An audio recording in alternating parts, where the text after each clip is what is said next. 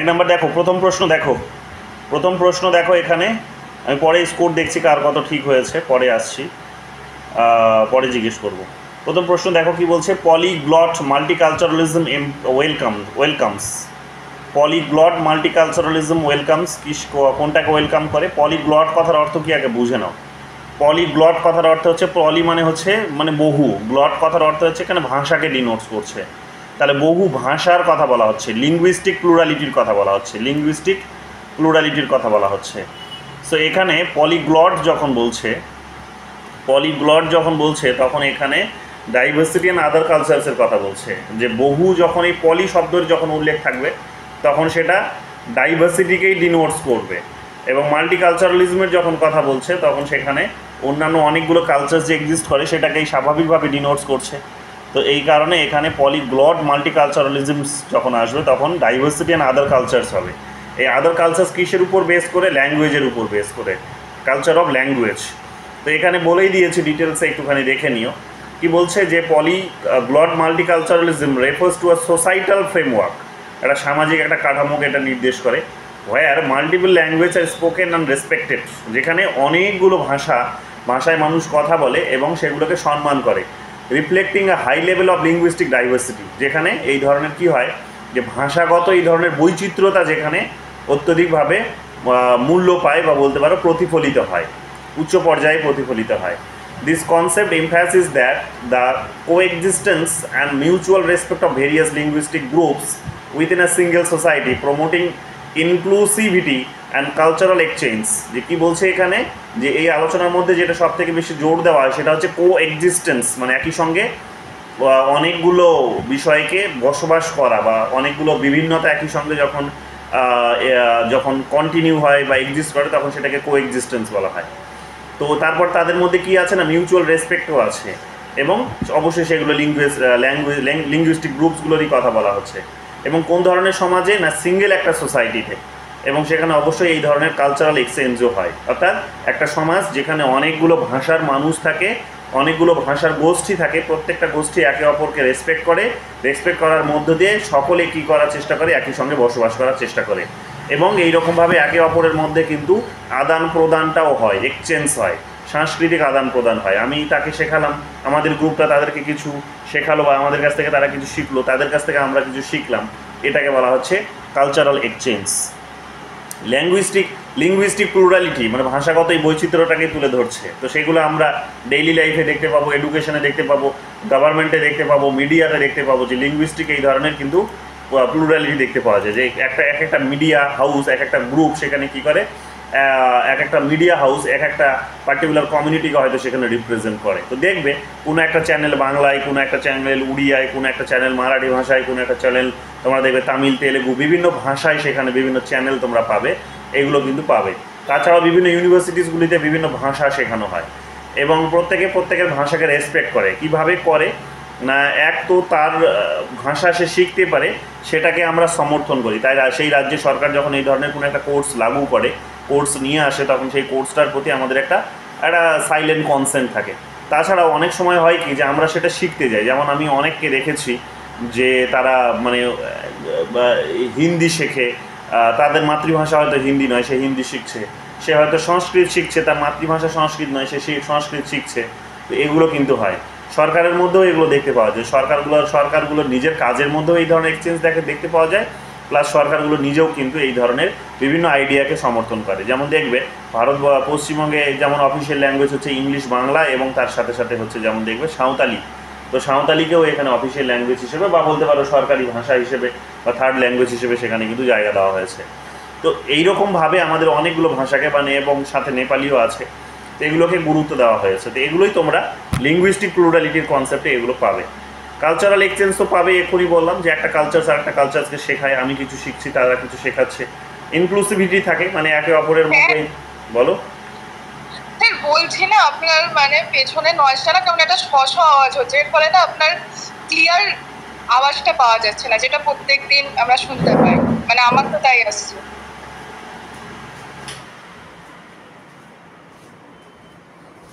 এবার ঠিক আছে?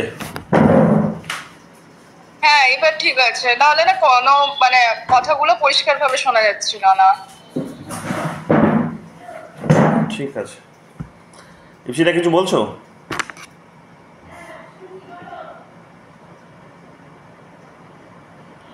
যাই হোক, তারপর দেখো এখানে এডুকেশনাল পলিসিসের কথা বলা হচ্ছে, মিডিয়া রিপ্রেজেন্টেশনসের কথা বলা হচ্ছে। এগুলোর মধ্য দিয়ে সব এগুলোই হয়, কি হয় না ওই ডাইভার্সিটিটা কিন্তু রিফ্লেক্টেড হয়, অর্থাৎ কালচারাল এক্সচেঞ্জ হয়। এগুলোর মধ্য দিয়ে কিন্তু একে অপরের প্রতি রেসপেক্ট এগুলো কিন্তু ফুটে ওঠে। তো এগুলো তোমরা দেখতে পাবে, এটাকেই বলা হচ্ছে পলিগ্লট।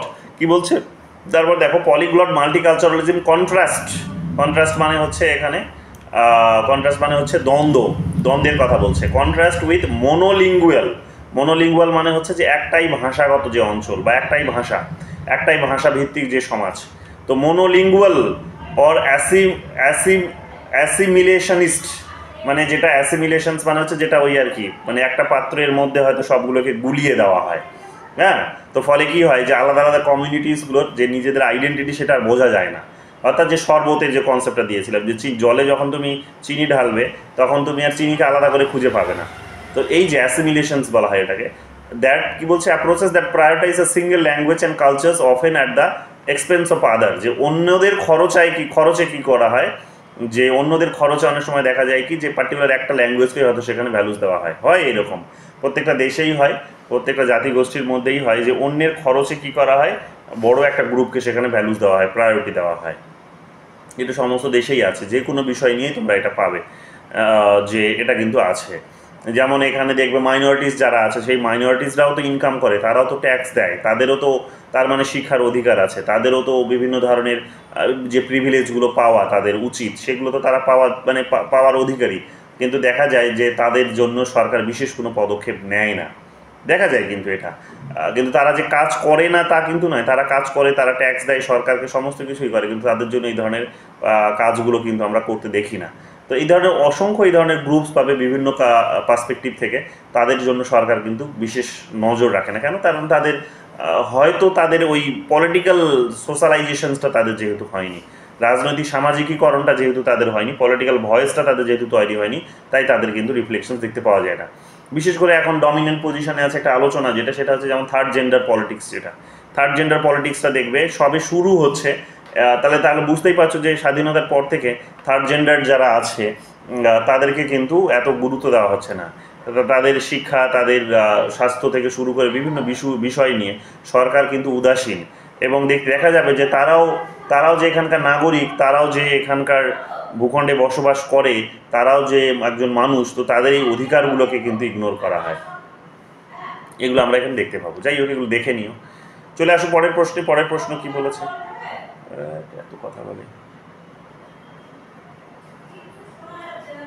2 নম্বর কি বলছে, multiculturalism seeks to protect the special rights of.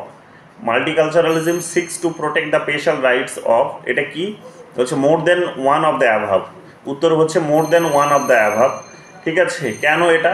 তো মাল্টিকালচারালিজম আমরা দেখতে পাবো এথনিক যে গ্রুপসগুলো আছে, জাতিগোষ্ঠীগুলো যেগুলো আছে, যে পুরনো সব জাতিগোষ্ঠী যেগুলো আছে, সেই জাতিগোষ্ঠীগুলোকে কি করার কথা বলে, তাদের যে রাইটসগুলো আছে সেটাকে সংরক্ষণ করার কথা বলে, তাদের বিশেষ কিছু সুযোগ সুবিধা দেওয়ার কথা বলে। এটাই মাল্টিকালচারালিজমের বেসিক আইডিয়া। সেকেন্ড ফিচার্সটাও কিন্তু তার বেসিক আইডিয়া, সেটা হচ্ছে লিঙ্গুইস্টিক গ্রুপ, যে আরও এই ধরনের যে ভাষাগত যে গোষ্ঠীগুলো আছে, বিভিন্ন ভাষার গোষ্ঠী, তাদেরও বিভিন্ন অধিকার নিয়ে তারা কিন্তু ওয়াকিবহাল, তারা কিন্তু কথা বলে। সাংস্কৃতিক যে গ্রুপগুলো আছে, সাংস্কৃতিক গ্রুপ, কালচারাল গ্রুপ, তো সাংস্কৃতিক গ্রুপগুলোরও কিন্তু কথা বলে, যে আলাদা আলাদা সংস্কৃতির গ্রুপ আছে। তো এই সংস্কৃতির আন্ডারে সব কিছুই চলে আসে, যদিও সংস্কৃতির আমব্রেলাতে বলতে পারো, বাট এখানে আলাদা করে যখন মেনশন করেছে তখন ABC is the right answer. Therefore option D is right here, more than one of the above. তো এই কারণে তিনটেই এর ঠিক হবে। ঠিক আছে, 3 নম্বর দেখো, 3 নম্বর কি বলছে, read the following statement and choose the correct coat.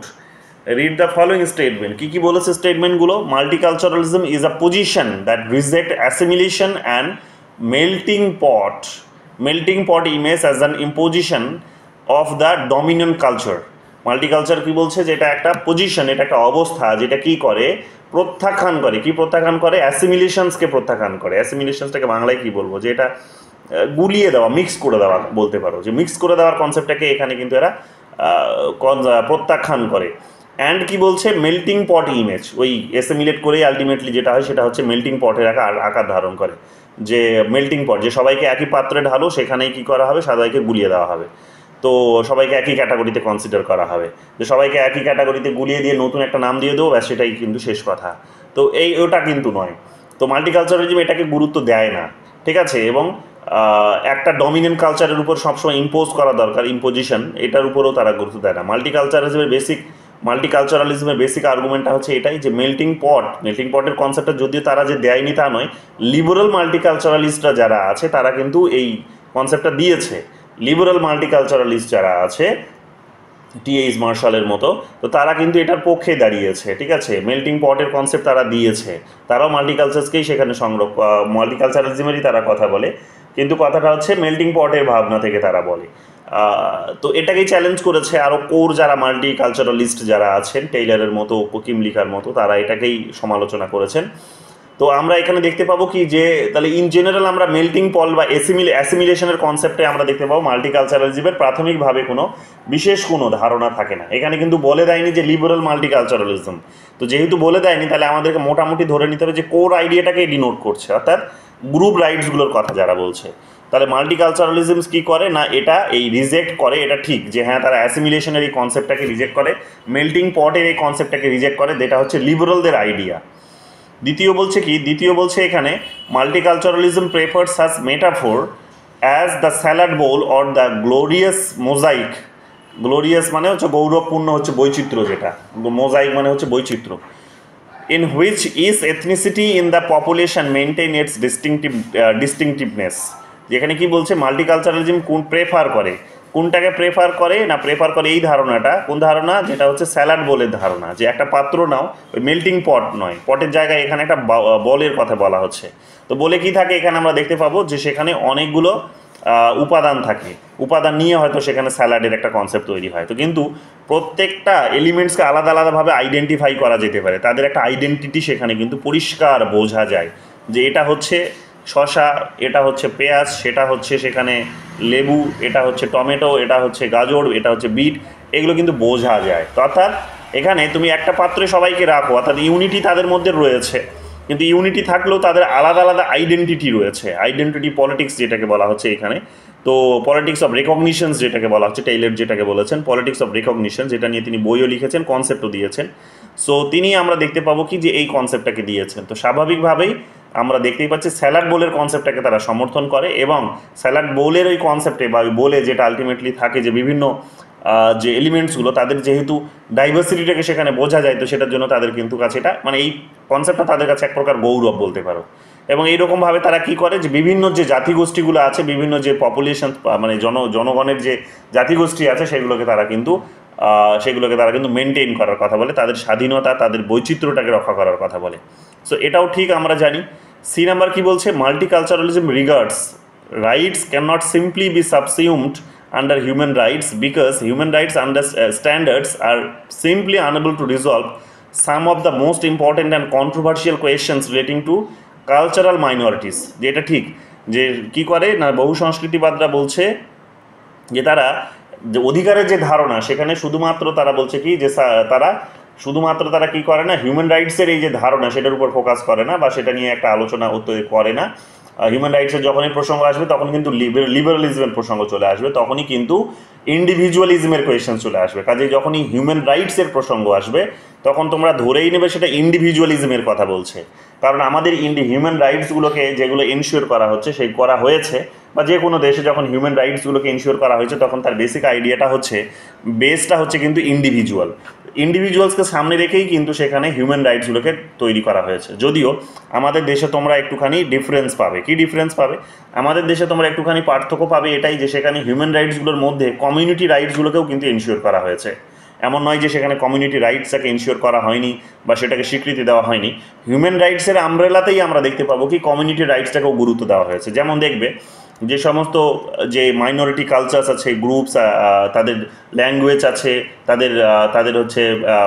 তাদের হচ্ছে কি বলবো এটাকে, মানে তাদের ভাষা, তাদের সংস্কৃতি, তাদের হচ্ছে স্ক্রিপচার্স যেগুলো আছে সেগুলোকে রক্ষা করার কথা বলা হয়েছে। ঠিক আছে, এগুলো হিউম্যান রাইটসের মধ্যে তোমরা পাবে। তো এবং কিছু কমিউনিটি ভিত্তিক রাইটস দেওয়া হয়েছে, অর্থাৎ আলাদা ধর্মীয় যে গোষ্ঠীগুলো আছে, ছোটো ছোটো ধর্মীয় গোষ্ঠীগুলো যেগুলো আছে, যাদেরকে মাইনরিটিস বলছি, তাদেরকে কিন্তু গ্রুপ ভিত্তিক অধিকারও কিন্তু প্রদান করা হয়েছে। তো আমাদের কনস্টিটিউশন একটুখানি ব্যতিক্রমী, যদিও তারপরেও আমরা অনেক সময় দেখতে পেয়েছি এই ধরনের কন্ট্রোভার্সিসগুলো আমাদের দেশে উঠে এসেছে, যে সেখানে কমিউনিটির ঊর্ধ্বে গিয়ে ইন্ডিভিজুয়ালসকে গুরুত্ব দেওয়া হয়েছে। যেমন একটা বড় উদাহরণ নিতে পারো 1985-4 দিকে যে ঘটনাটা ঘটেছিল, যেটা হচ্ছে সুপ্রিম কোর্টের জাজমেন্ট যেটা এসেছিল, সুপ্রিম কোর্টের জাজমেন্ট যেটা এসেছিল সেটা কী ছিল, সেটা হচ্ছে যে ওই শাহবানু ভার্সেস হচ্ছে ইউনিয়ন অফ ইন্ডিয়া যে কেসটা হয়েছিল, সেখানে দেখবে কী করা হলো না, সেখানে আমরা কমিউনিটির ঊর্ধ্বে উঠে আমরা দেখতে পাবো যে ইন্ডিভিজুয়ালসকে ভ্যালুস দেওয়া হয়েছিল। যদিও পরবর্তীকালে সরকার বদলে দিয়েছে এটাকে, বাট এখন আবার দেখতে পাবে যে সুপ্রিম কোর্ট যে জাজমেন্টটা 2017 সালের দিকে দিয়েছে, সেখানে আমরা দেখতে পাবো, এবং সরকার যে আইনটাও তৈরি করেছে সেখানে পরিষ্কার আমরা কি দেখতে পাচ্ছি, আমরা দেখতে পাচ্ছি সেখানে কমিউনিটির ঊর্ধ্বে উঠে ইন্ডিভিজুয়ালসকে গুরুত্ব দেওয়া হয়েছে, অর্থাৎ একজন মহিলার যে অধিকার, সেই মহিলার অধিকারকে সুনিশ্চিত করা হয়েছে। সো আমাদের দেশে কিন্তু এই কন্ট্রোভার্সিসগুলো চলতেই থাকে, বাট মোটামুটি এটা বুঝে নাও as a theory, as a concept, যে এটা কিন্তু এই রকমের একটা চরিত্র আছে। যাই হোক, এখানে কি বলছে যে হিউম্যান রাইটসের এখানে কি বলছে যে এটা উপর গুরুত্ব দেয় না, বিকজ কি বলছে, human rights standard are simply unable to resolve some of the most important and controversial questions relating to cultural minorities. যে সাংস্কৃতিক যে হচ্ছে সংখ্যালঘুরা আছে, তাদের যে বিভিন্ন অধিকার রিলেটেড যে প্রসঙ্গগুলো আছে, যে প্রশ্নগুলো আছে, সেগুলো অনেক বেশি বিতর্কমূলক, এবং বিতর্কমূলক এই কারণে এগুলোকে গুরুত্ব দেওয়া হয় না। তো হিউম্যান রাইটসের প্রসঙ্গ যখনই আসে তখন সাংস্কৃতিক সংখ্যালঘুদের কিন্তু গুরুত্বটা কিন্তু মিনিমাইজ হয়ে যায়, ছোট হয়ে যায়। তো সেই কারণে মাল্টিকালচারালিজম হিউম্যান রাইটসের উপর এত বেশি জোর দেয় না। তাহলে এটাও ঠিক, কারণ হিউম্যান রাইটস ইন্ডিভিজুয়ালিজমের উপর তৈরি হয়েছে, কমিউনিটির উপর নয়, বা গ্রুপের আইডিয়ার উপর বেস করে নয়। তো সেই কারণে এরা এটাকে সমালোচনা করে, এর বিরোধিতা করে। তো যেখানে লিবারালসরা ইন্ডিভিজুয়ালিজমের উপর জোর দেয়, তার বিরোধিতা করে এরা এখানে কি করার চেষ্টা করে, কমিউনিটি রাইটসের কথা বলে। তো মাল্টিকালচারালিজম এটারও কথা বলে। তাহলে এ, বি অ্যান্ড সি এটা তিনটেই হচ্ছে ঠিক হবে। দেখো উত্তর কি আছে, এ, বি অ্যান্ড সি এটা তিনটেই কিন্তু সঠিক উত্তর বলেছে। 4 নম্বরে চলে আসো। 4 নম্বর কি বলছে, which group differentiated rights does Kimlicka suggest may be introduced by plural democratic states for external protection? কি বলছে, which group differentiated right does Kimlicka suggest may be introduced by plural democratic states for external protection? Which group differentiated rights does Kimlicka suggest? তো এটা হচ্ছে all of the above হবে। যে এখানে কি বলছে, স্পেশাল গ্রুপ রিপ্রেজেন্ট রাইটসের কথা বলেছিলেন, যে বিশেষ গোষ্ঠীগুলির জন্য বিশেষ প্রতিনিধিত্বমূলক ব্যবস্থা থাকা দরকার।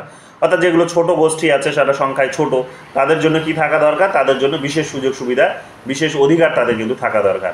আবার সেই গ্রুপগুলোর তারা নিজেরা যাতে নিজেদের যাতে অস্তিত্বটাকে ধরে রাখতে পারে, তারা যাতে সার্ভাইভ করতে পারে, সেই কারণে তারা কি দরকার না, তাদের মেজরিটির মধ্যে অ্যাসিমিলেট তাদেরকে না করে দিয়ে তাদের কি করা দরকার, তাদের আলাদা করে সরকার গঠন করার অধিকার দেওয়া দরকার। সেলফ গভর্নমেন্ট রাইটস যেটাকে বলা হচ্ছে, যে তারা নিজেদের সরকার নিজেরাই গঠন করবে। তো এইরকমভাবে তোমরা দেখবে যে ভারতবর্ষে যেমন হচ্ছে, ঝাড়খণ্ডে যেমন হয়েছে আদিবাসীদের অধিকারকে, ইন্ডিজিনাস পিপল যাদেরকে বলা হচ্ছে, তো ইন্ডিজিনাস পিপলের কনসেপ্ট থেকে দেখবে সেলফ গভর্নমেন্টাল রাইটসটা কিন্তু তাদেরকে দেওয়া হয়েছে। নট অনলি দ্যাট, আমাদের নর্থ ইস্টের রাজ্যগুলোর দিকে যদি তোমরা যাও তাহলেও কিন্তু সেগুলোই দেখতে পাবে যে ওখানে অনেক ট্রাইবাল গ্রুপস রয়েছে, যেগুলো পুরনো জাতি বলা হচ্ছে। তো এবং তারা সংখ্যাতেও মাইনরিটি, তো স্বাভাবিকভাবে তাদের কিন্তু অধিকারগুলোও সিকিউর করা হয়েছে, যে তারা নিজেদের সরকার নিজেরা গঠন করতে পারে। তাদেরকে বড় কোনো মেজরিটির আন্ডারে তাদেরকে কিন্তু ছেড়ে দেওয়া হয়নি, যাতে করে তাদের নিজেদের অধিকার থেকে তারা বঞ্চিত হয়। তো নিজেদের অধিকারগুলো সুরক্ষিত করার জন্য, নিজেদের আইডেন্টিটিটাকে সিকিউর করার জন্য এই কনসেপ্টগুলো কিন্তু গুরুত্বপূর্ণ, যেগুলো কিমলিকা বলেছেন। পলিএথনিক রাইটসের আর একটা বিষয় এখানে আছে। পলিএথনিক রাইটস মানে বহু গোষ্ঠীর যে অধিকার, ওই একই কনসেপ্ট। তো বহু গোষ্ঠীর অধিকার, সরকারের অধিকার, বা বলতে পার নিজ সরকারের অধিকার, আর একটা হচ্ছে বিশেষ গ্রুপ প্রতিনিধিত্বের অধিকার। তো এই ধরনের কনসেপ্টগুলো কিমলিকা কিন্তু দিয়েছেন, এগুলো ভালো করে মাথায় রেখো। এরপরে চলে আসো, এরপরে হচ্ছে আমাদের 5 নম্বর question, who is the author of citizenship and social class, originally published in 1950? তো সিটিজেনশিপ অ্যান্ড সোশ্যাল ক্লাস এটা এর আগেও আমরা সলভ করেছি। এটা টি.এইচ. মার্শাল এই বইটি লিখেছেন, 1950 সালে লিখেছেন তিনি, যেখানে নাগরিকতার কনসেপ্টটিকে আলোচনা করেছেন এবং বলেছেন একটা ফুল মেম্বারশিপটাকে তিনি ডিনোটস করেছেন, যে সোসাইটির ফুল মেম্বারশিপটাকেই তিনি এখানে কিন্তু হিসেবে দেখেছেন, সিটিজেন হিসেবে দেখেছেন। চলে আসো এখানে এবং দেখে নিও আরও কী তিনি বলেছিলেন, এগুলো ডিটেলস এগুলো বলেছি তোমাদের। 6 নম্বরে চলে আসো, কি বলছে, which of the following is not a special minority right endorsed by Will Kymlicka? তো তো যেটার কথা তিনি বলেন না, আমরা তো এক্ষুনি দেখলাম পলিএথনিক রাইটসের কথা তিনি বলেন, স্পেশাল রিপ্রেজেন্টেশন রাইটসের কথা বলে, সেলফ গভর্নমেন্ট রাইটসের কথা তিনি বলেন, কিন্তু টেরিটোরিয়াল অটোনমি রাইটস এটার কথা তিনি বলেন না। যে আঞ্চলিক যে স্বীকৃতি বা বলতে পারো যে স্বাধীনতা, আঞ্চলিক স্বাধীনতার যে অধিকার সেটার কথা তারা বলেন না। আঞ্চলিক স্বাধীনতার অধিকার এই ধরনের কনসেপ্ট তিনি এখানে উল্লেখ করেননি। তিনি যেটা বলেছিলেন সেটা হচ্ছে যে সেলফ গভর্নমেন্টাল রাইটস, যে একটা অঞ্চলের মধ্যে তারা নিজেরা সরকার গঠন করতে পারে, কিন্তু তাদের অটোনমি, তাদের স্বাধীনতা থাকবে এটা বলেনি।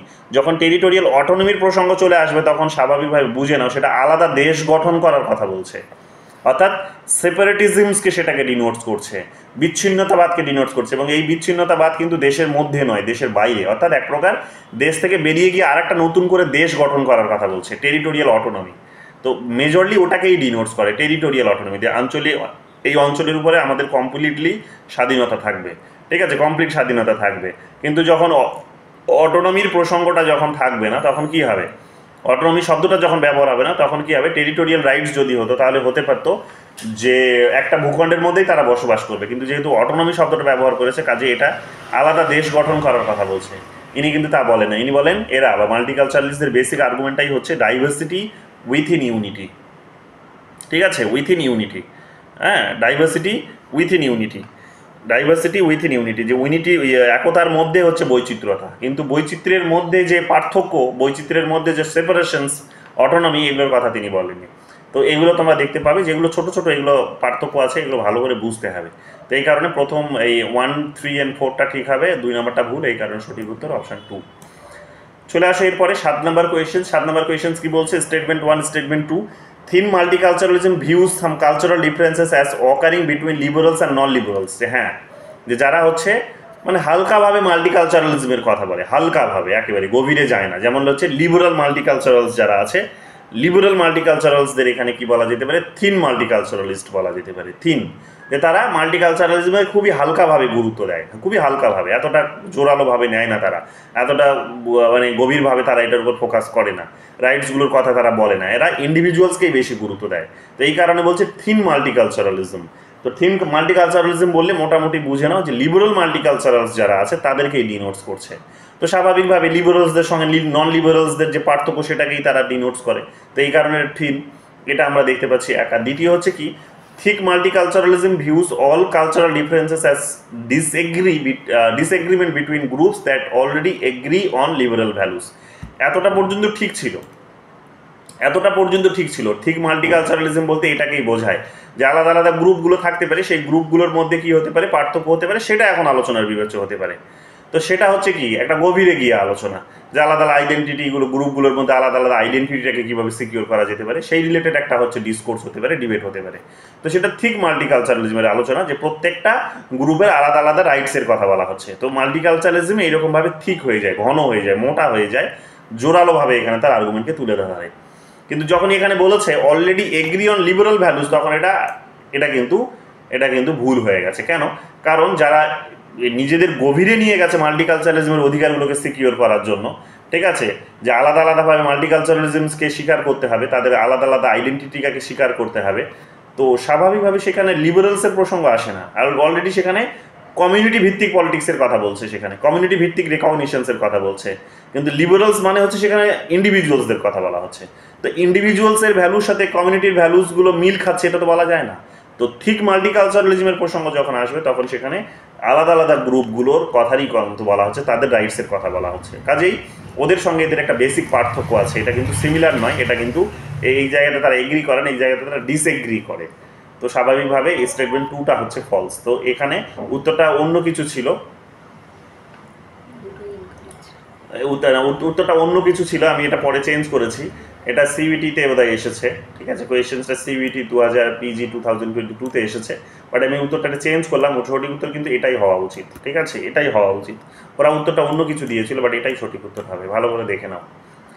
চলে আসো 8 নম্বর প্রশ্নে। 8 নম্বর প্রশ্ন কি বলছে, এটা ম্যাচ করতে বলেছে, প্রেসিডেন্সি ইউনিভার্সিটিতে এসেছে 2017 সালে, মাস্টার্সের বোধহয়, এটা মাস্টার্সে।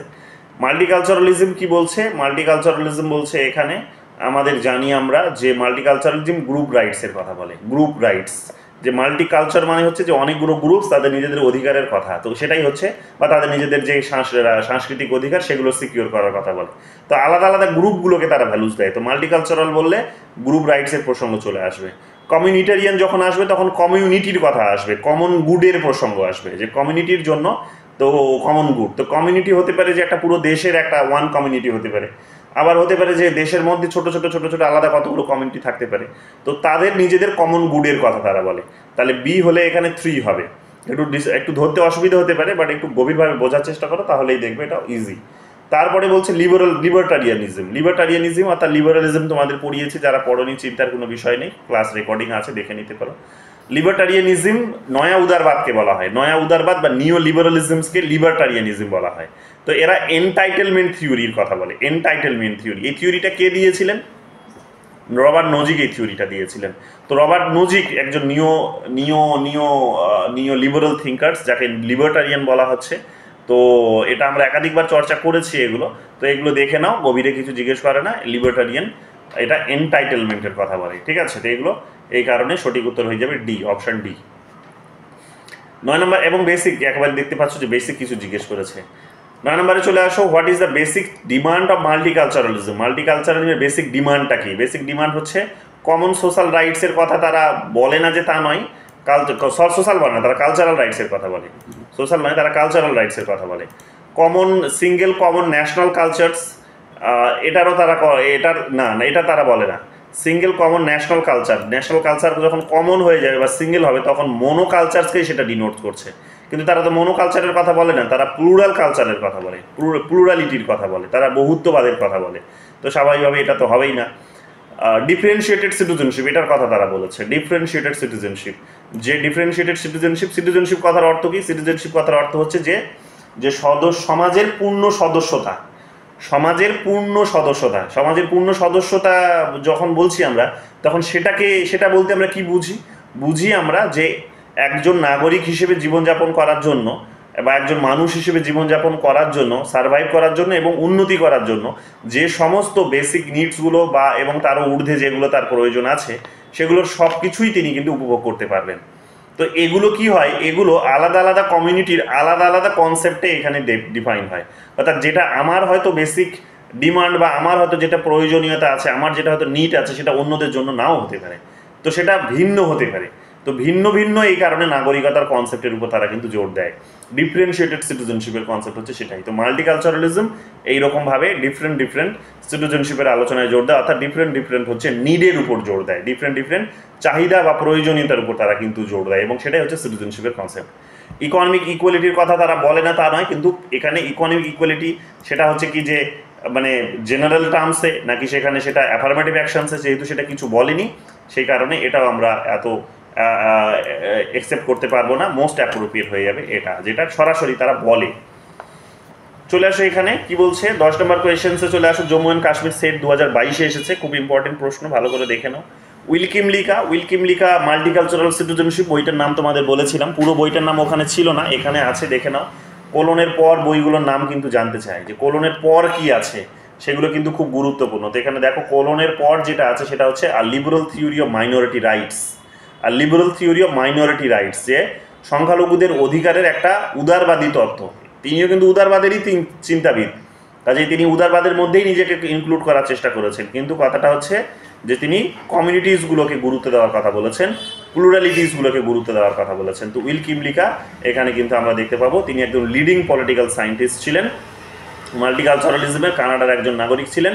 তো স্বাভাবিকভাবে কানাডার একজন থিওরিস্ট ছিলেন, তিনি কিন্তু এই আইডিয়াটাকে ডিনোটস করেছেন। তো মাল্টিকালচারাল সিটিজেনশিপ লিবারাল থিওরি, কিন্তু কথাটা হচ্ছে লিবারাল কথার অর্থ এখানে দেখো, যেহেতু বোঝায়, তাহলে উদার কিসের প্রতি? উদার এটার প্রতি যে প্রত্যেকের স্বাধীনতার কথা বলবে। তাহলে সেই স্বাধীনতা শুধু ইন্ডিভিজুয়াল কেন্দ্রিক কেন হবে? সেই স্বাধীনতা সংখ্যালঘু গোষ্ঠী কেন্দ্রিক কেন হবে না? তো সেই প্রসঙ্গটাকে তিনি তুলে ধরেছেন। তো উইলকিম লিকা এখানে একের এতে হয়ে যাবে 2। টি.এইচ. মার্শাল এখানে সিটিজেনশিপ অ্যান্ড সোশ্যাল ক্লাস শব্দটা বাদ গেছে, তো সিটিজেনশিপ অ্যান্ড সোশ্যাল ক্লাস এটা হবে টি.এইচ. মার্শালের লেখা একটা বই, তোমরা এটা দেখে নিও। বাকি বি.এস.টি. টার্নার এটার নামও দেখে নিও, আর ক্যারল গিলিগ্যানের নামটাও দেখে নিও। এগুলো হচ্ছে অন্যান্য থিঙ্কার্সদের মধ্যে গুরুত্বপূর্ণ নাম মাল্টিকালচারালিজমের। তো বইগুলোর নামগুলো একটু দেখে নিও, খুব গুরুত্বপূর্ণ একটা প্রশ্ন, এগুলো আগামী দিনে কিন্তু আসতে পারে, যেহেতু রিসেন্ট এসেছে 22 সালে। সো এবং জম্মু কাশ্মীরের প্রসঙ্গটা মানে কোয়েশ্চেনগুলো কেন গুরুত্বপূর্ণ তোমাদের এর আগেও বলেছি, কাজে ভালো করে মাথায় রাখবে, এটা কিন্তু আগামী দিনে আবার আসতে পারে। 11 নম্বর কোয়েশ্চেনে চলে আসো, how does Kymlicka define a nation state. তো নেশন স্টেটকে তিনি এখানে আর নেশন কন্টেইনিং আ মেজরিটি কালচারের কথা বলেছে, মেজরিটি কালচার্স। এটা নিয়ে আমার একটুখানি কনফিউশনস আছে, এক্স্যাক্ট কী বোঝাতে চেয়েছে, এর একটু প্রপার ক্লারিফিকেশনসটা আমি পেলাম না। এটা আমি তোমাদেরকে একটু দেখেই বলবো, ঠিক আছে? এটা তোমাদের এটা তো হবেই না। প্রথম কথা হচ্ছে যে নেশন স্টেট বলতে ওয়ান গ্রুপ ওয়ান কালচারের কথা তিনি বলবেন না। নেশন কন্টেনিং আ মেজরিটি ল্যাঙ্গুয়েজ এটাও হবে না, কিন্তু কালচারের কথা তো তিনি হবেই, কালচার। এবার মেজরিটি কালচারের কথা তিনি বলেছেন কোন পার্সপেক্টিভ থেকে বলেছেন এটা একটু জানতে হবে, এটা আমি তোমাদের দেখে বলবো, আপাতত এটাকে মুখস্থ করে ফেলো, কোয়েশ্চেন্সটা কমন আসতে পারে আবার। তো 12 নম্বরে চলে আসো। 12 নম্বর কি বলছে, Samuel P Huntington, Ronald H Chilcote, Maurice Duverger, এটা দুভেঞ্জার একসাথে হতো, Alexis de Tocqueville, Duverger sorry, আর উইল কিমলিকা, এই 5টা নাম এখানে লিস্ট 1-এ দিয়েছে এবং লিস্ট 2-তে দিয়েছে মাল্টিকালচারাল সিটিজেনশিপ। তো মাল্টিকালচারাল সিটিজেনশিপটা এটা তো উইল কিমলিকাই হবে, ইতে হবে 1। ডেমোক্রেসি ইন আমেরিকা, এটা তো অ্যালেক্সিস ডে টকভিল হবে। ডেমোক্রেসি আলোচনা করতে গিয়ে আমরা এটা পড়েছি, একাধিকবার চর্চা হয়েছে, জন স্টুয়ার্ট মিলও আমরা পেয়েছি, পরীক্ষা তো এবার তোমার এসেছে এই অ্যালেক্সিস ডে টকভিল থেকে, বইয়ের ইয়ের নাম, ওনার কনসেপ্টের নাম। তো এটা বারবার আলোচনা হয়েছে, দেখে নিও, গুরুত্বপূর্ণ প্রশ্ন। তারপরে এখানে ক্লাস অ্যান্ড সিভিলাইজেশন, এটা তো হান্টিংটন দিয়েছেন, এর আগের ক্লাসেই তোমাদের বলছিলাম যে অমর্ত্য সেন যখন ক্রিটিসাইজ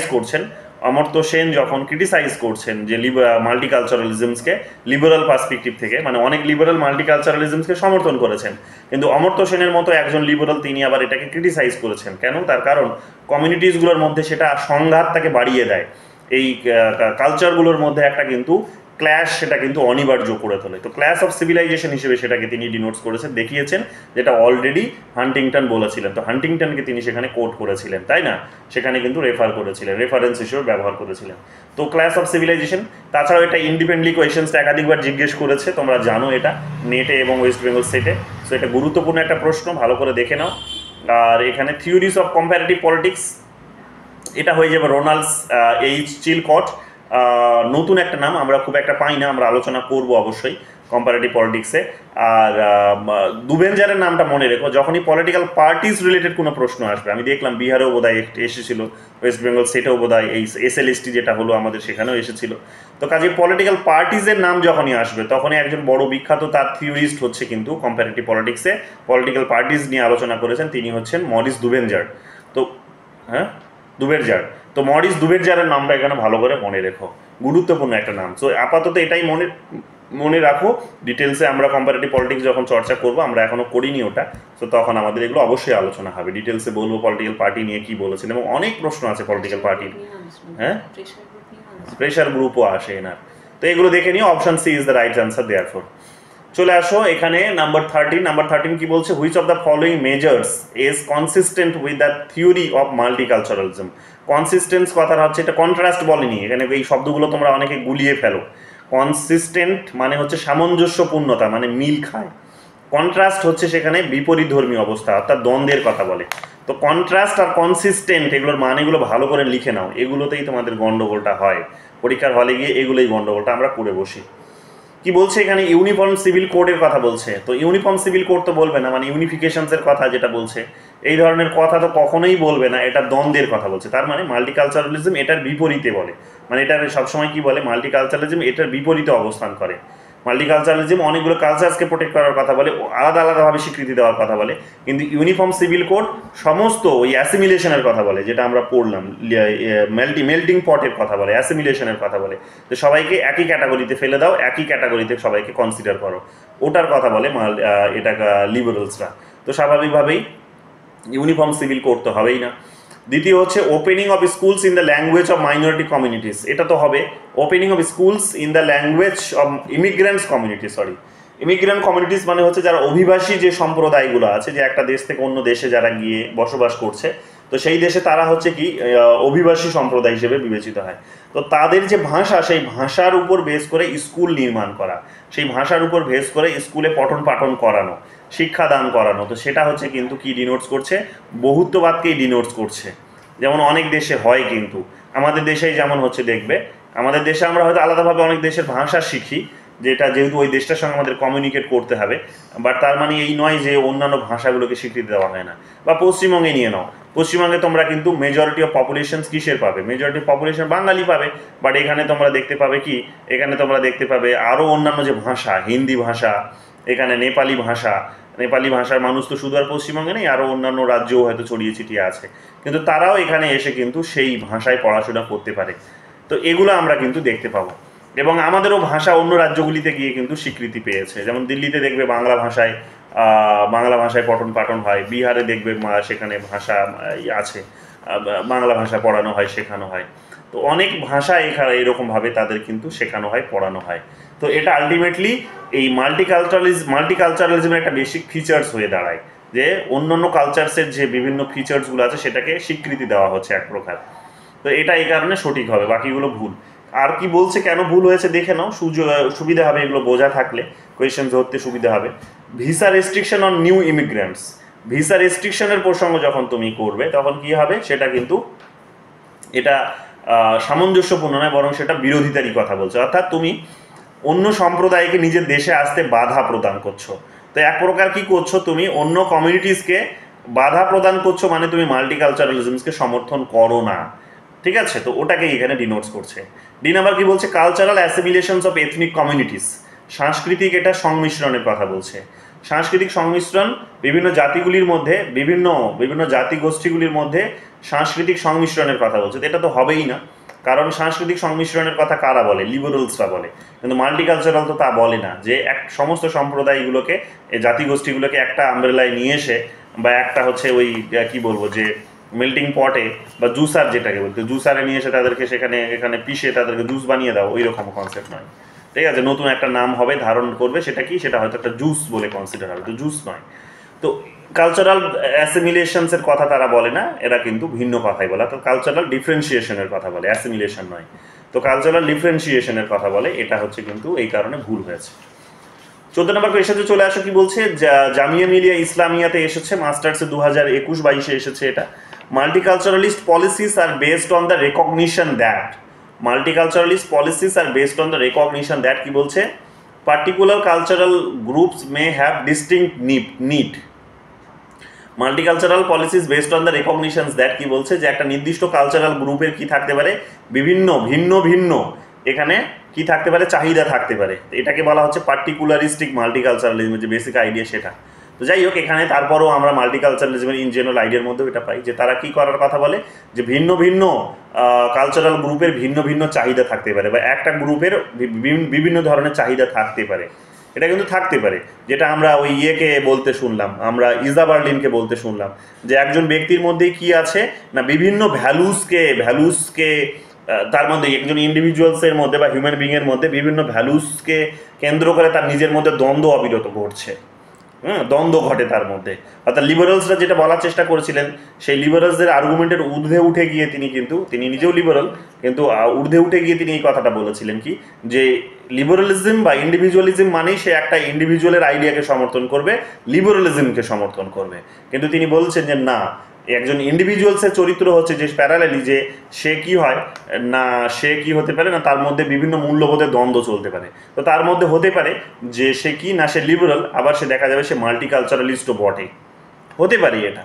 তো এইরকমভাবে আমরা কি দেখতে পাবো, এইরকমভাবে আমরা দেখতে পাবো যে এটা কিন্তু এই মাল্টিকালচারালের আলোচনার মধ্যে চলে আসে। এই কারণে এটা হবে সঠিক উত্তর। বাকিগুলো কেন হয়নি বল, দেখো বাকিগুলো হয়নি, তার কারণ হচ্ছে কি বলছে দেখো, cultural needs should not be accommodated. না, কালচারাল নিডসকে তো গুরুত্ব দিতেই হবে, যে সাংস্কৃতিক যে প্রয়োজনীয়তা আছে, চাহিদা আছে, সেটাকে তো অ্যাকোমোডেট করতে হবে বা অন্তর্ভুক্তি করতেই হবে। তো এটা না করার কথা বলেছে, এটা তো হবে না। না করার কথা তো লিবারেলসরাই বলে, কিন্তু মাল্টিকালচারালিস্টরা করার কথা বলে, যে কালচারাল যে চাহিদাগুলো আছে, সাংস্কৃতিক যে চাহিদা তাদের, সেগুলোকে জায়গা দিতে হবে, সেগুলোকে মূল্য দিতে হবে। সি নাম্বার বলছে uniformity is essential to establish democracy. তো এটার কথা তো তারা বলে না, যে না, ডেমোক্রেসি যে এস্টাবলিশ করার জন্য বা প্রতিষ্ঠিত করার জন্য যে শুধুমাত্র ইউনিফর্মিটিই দরকার, সেটার মধ্যে দিয়ে ডেমোক্রেসি শুধু আসতে পারে, ডাইভার্সিটির মধ্যে দিয়ে আসতে পারে না, তা কিন্তু নয়। ডাইভার্সিটি থাকলেও হতে পারে। তো আমাদের ইন্ডিয়া একটা বড় উদাহরণ। এত বড় ডাইভার্সিটি আমাদের রয়েছে, কিন্তু তারপরেও তো আমরা ডেমোক্রেসি, এত বড় ডেমোক্রেসি, এই কারণেই আমরা বিবেচিত হই। এটাকে মাদার অফ ডেমোক্রেসি হিসেবে বর্তমান দিনে কনসিডার করা হচ্ছে। G20-তে দেখবে আমাদের নরেন্দ্র মোদী এটাকে, আমাদের প্রধানমন্ত্রী এটা দেখবে তোমরা এই আইডিয়াটিকে খুব পপুলারাইজ করেছেন এইবারে G20-তে, যে mother of democracy, India is mother of democracy. তো এটা দেখবে এবার পরীক্ষাতেও এসেছে, বিহারেও পরীক্ষাতে এবারে এসেছে। দিন আমরা দেখো কি বলছে, cultural identity should be ignored in policy formulation. Policy ফর্মুলেশনের ক্ষেত্রে কালচারাল আইডেন্টিটিকে ইগনোর করা হবে না, মাল্টিকালচারালিজমের এটা বক্তব্য নয়। মাল্টিকালচারালিজমের বক্তব্য হচ্ছে যখন একটা পলিসি তৈরি করা হবে তখন সেখানে ইন্ডিভিজুয়ালসকে যেমন গুরুত্ব দেওয়া হবে, সেখানে তেমনি আবার গ্রুপগুলোকেও আলাদা করে গুরুত্ব দিতে হবে। তো সেই গুরুত্বগুলো তারা কিন্তু পায় না পলিসির মধ্যে, সেগুলোর কিন্তু রিফ্লেকশনস থাকে না। তো এগুলো কিন্তু আমরা এখানে দেখতে পাবো। তো এগুলো ভালো করে একটু মাথায় রেখো। তো তারপরে চলে আসে 15 নম্বর কোয়েশ্চেন্স, কি বলছে, who among the following has use the terms internal restriction and external restrictions in the discourse of multiculturalism. যে বহু সংস্কৃতিবাদের আলোচনায় আভ্যন্তরীণ প্রতিবন্ধকতা এবং বাহ্যিক প্রতিবন্ধকতার এই বিষয়গুলিকে ব্যবহার করেছেন কে? হ্যাঁ, এই বিষয়গুলিকে ব্যবহার করেছেন তিনি হচ্ছেন উইল কিমলিখা। যে আভ্যন্তরীণ প্রতিবন্ধকতা বলতে কি বোঝায়? আভ্যন্তরীণ প্রতিবন্ধকতা বলতে বোঝায়, এখানে দেখো যে বলছে এখানে, it refers to the limitations that a group might impose on its own members in order to maintain its distinctive cultural identity. যে একটা কমিউনিটি তার নিজের কি করতে পারে, একটা কমিউনিটি তার নিজের সাংস্কৃতিক পরিচয়টাকে ধরে রাখার জন্য, একটা সম্প্রদায় তার নিজের সাংস্কৃতিক পরিচয়টিকে ধরে রাখার জন্য সে কি করতে পারে, তার নিজের সদস্যের উপরে সে প্রতিবন্ধকতা আরোপ করতে পারে। বলতে পারে হয়তো যে না, অমুক তোমাকে ড্রেস পরতে দেবো না কারণ আমাদের কমিউনিটিতে এটা অ্যালাও নয়, অমুক ভাষায় তোমাকে আমি পড়াশোনা করতে দেবো না কারণ আমাদের কমিউনিটিতে এটা অ্যালাও নয়, অমুক জাতিতে তোমাকে বিবাহ করতে দেবো না, অমুক ধর্মে তোমাকে বিবাহ করতে দেবো না কারণ আমাদের কমিউনিটিতে এটা অ্যালাউ করা হয় না। এটা বলতে পারে। অমুক ড্রেস তোমাকে পরতে দেবো না তার কারণ আমাদের কমিউনিটিতে এটা পরিধান করার নিয়ম নেই। তো এইরকমভাবে কি করতে পারে, তার উপর একজন ইন্ডিভিজুয়ালসের উপরে কিন্তু প্রতিবন্ধকতা আরোপ করতে পারে। এক্সটার্নাল প্রোটেকশনসটা কি? এক্সটার্নাল রেস্ট্রিকশন হবে, প্রোটেকশন না, প্রোটেকশন না। এক্সটার্নাল রেস্ট্রিকশনটা কি? এক্সটার্নাল রেস্ট্রিকশন হতে বলছে যে এখানে এক্সটার্নাল রেস্ট্রিকশনটা বলছে যে অন্য গ্রুপগুলোর যে মানে কি বলবো, যে এখানে বলছে দেখো, from external pressures that might threaten it's cultural identity. যে এক্সটার্নাল প্রতিবন্ধকতা কি? যে বাইরে থেকে হয়তো কোনো একটা হয়তো কি আসতে পারে, বাইরে থেকে কোনো একটা হয়তো আদর্শ আমাদের মানে ওই পার্টিকুলার কালচারের উপরে এসে হয়তো হাবি হয়ে যেতে পারে, বা বলতে পারো ইম্প্যাক্ট ফেলতে পারে, প্রেশার ক্রিয়েট করতে পারে। তো সেটার ক্ষেত্রে তারা কিন্তু প্রতিবন্ধকতা আরোপ করে। তারা বলে এই কারণে দেখবে অনেক কালচারসকে তারা আসতে দেয় না। যেমন অনেকের বাড়িতে আসে না, দেখবে যে হিন্দু ফ্যামিলি মুসলিম ছেলে বা মেয়েকে বাড়িতে ঢুকতে দেবে না। হ্যাঁ, এটা করে কারণ তাদের কালচার আলাদা, এদের কালচার আলাদা, তো ওটাকে অ্যালাউ করে না। অনেক আছে দেখবে যে কাস্টের মধ্যেও এটা আছে, ব্রাহ্মণরা বিশেষ করে যেটা করে, যে দলিত যারা আছে, যারা শূদ্র আছে তাদেরকে যেমন অ্যালাউ করে না। পশ্চিমবঙ্গে এগুলো তোমরা এতটা পাবে না, নেই এগুলো, কিন্তু দেখবে যেগুলো হিন্দি বেল্ট, যেটাকে হিন্দু বেল্ট বলা হয়, গোবলয় যেগুলোকে বলা হয়, তো সেখানে দেখবে যেখানে দেখবে পুজো পার্বণ অত্যধিক বেশি হয়, ওটাই তাদের হচ্ছে মেন বিজনেসও কাইন্ড অফ বলতে পারো। যে ওটার উপর বেস করে তারা ট্যুরিজম থেকে শুরু করে অনেক কিছুকে অ্যাট্রাকশন করার চেষ্টা করে। তো সেখানে তারা এই সমস্ত কালচারসগুলোকে ভীষণভাবে প্র্যাকটিস করে, যে সেখানে ব্রাহ্মণরা কী হবে না, সেখানে দেখবে দলিতদেরকে ছোবে না, তারা ছুলে তাদের জাত চলে যাবে। তো এই ধরনের কনসেপ্টগুলোও সেখানে আছে। তো এগুলো কি করছে না, অনেক সময় কি করে না, ওই ব্রাহ্মণরা কি করে, দলিতদেরকে বাধা দিচ্ছে যে তুমি আমার কমিউনিটিতে এসে মিশবে না, কারণ মিশলে তুমি কি হবে না, আমার জাত যাবে, বা আমি হয়তো তোমার মতো জীবনযাপন করতে শুরু করে দিতে পারি, তোমার মতো হয়তো আমি ওই রকম নিম্নমানের জীবনযাপন যেটা ওরা মনে করে আসলে, তো এটা কিন্তু হতে পারে। তো এই কারণে তাদেরকে বাধা দেওয়া হয় যে তুমি আমার ভেতরে আসবে না, আমার সঙ্গে মিশবে না, আমি তোমাকে অ্যালাউ করবো না। তো এইরকমভাবে আমরা অনেক কিছুকে আটকে দিই। যে মাল্টিকালচারালিজম এইরকমভাবে অনেক কিছুকে আটকে দেয়। যেমন দেখবে সিনেমা ব্যান করে দেওয়ার কনসেপ্ট নিশ্চয়ই তোমরা জানো ভালো করে, যে এক এক সময় দেখবে এক একটা দেশ এক এক রকমের সিনেমাকে ব্যান করে দেয়। কেন? কারণ সেই সিনেমাতে দেখবে হয়তো তাদের কালচারকে কী করা হয়েছে, ভীষণ রকমভাবে অন্যরকমভাবে হয়তো দেখানো হয়েছে, বা দেখানো হচ্ছে যে একজন মেয়ে, ওই কমিউনিটির মেয়ে, তাকে সে কী করছে না, সে ওই সমাজ থেকে বেরিয়ে গিয়ে খুব ভালো জীবনযাপন করছে। তো এই ধরনের কালচারস তার মধ্যে হয়তো সেখানে পুশ হয়ে যেতে পারে, তো সেই কারণে কি করতে পারে, সে ওখানে বাধা দেয় যে না তুমি এগুলো করবে না, এগুলো করলে কি হবে, আমার নিজস্বতা কিন্তু নষ্ট হয়ে যেতে পারে। তো এইরকমভাবে তারা কি করে যে নিজের সদস্যের উপরেও যেমন প্রতিবন্ধকতা আরোপ করে, বাইরে থেকে আসা কোনো সদস্য তাদের নিজেদের কমিউনিটিতে যদি প্রবেশ করতে চায় তাহলে তাদের উপরও প্রতিবন্ধকতা আরোপ করে, তারা রেস্ট্রিকশন ইম্পোজ করে যে আমি তোমাকে অ্যালাউ করবো না আমার কমিউনিটির মধ্যে, কারণ তুমি আসা মানে হচ্ছে তোমার কালচারসটা আমার মধ্যে এসে ঢুকে যাবে, সো এতে করে আমার নিজের আইডেন্টিটি, আমার নিজের কিন্তু সংস্কৃতি নষ্ট হয়ে যাবে। সো এটা কিন্তু ইন্টারনাল এবং এক্সটার্নাল রেস্ট্রিকশনের আলোচনার মধ্যে পড়ে, যেটা উইল কিমলিখা আলোচনা করেছেন।